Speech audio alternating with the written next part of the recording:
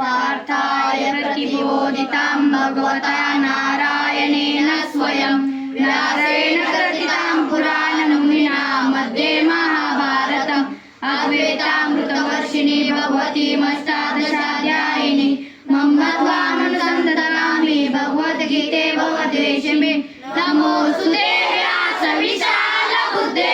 फुल्लारविन्दायतपत्रनेत्रं येन त्वया भारततैलपूर्णं प्रज्वालितो ज्ञानमयप्रदीपः प्रपन्नपारिजाताय स्तोत्रवेत्रैकपाणये ज्ञानमुद्राय कृष्णाय गीतामृतये नमः। वसुदेवसुतं देवं कंसचाणूरमर्दनं देवकी परमानन्दं कृष्णं वन्दे जगद्गुरुं भीष्मद्रोणतटा जयद्रथजला गान्धारनीलोत्पला शल्यग्रावती कृपेण वहनी कर्णेन वेलाकुला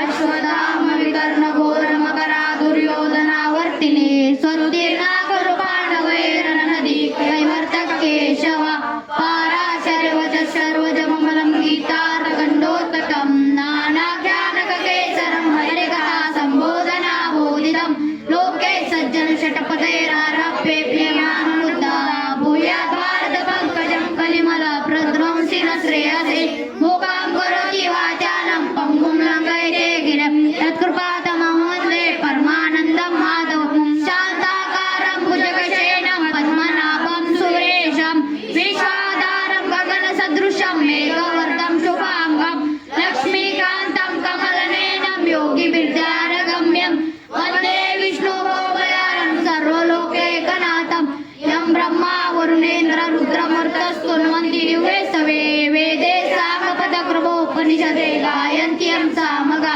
ध्यानावस्थितततगैरेण मनसा पश्यन्ति योगिनो यस्यान्तनविदुः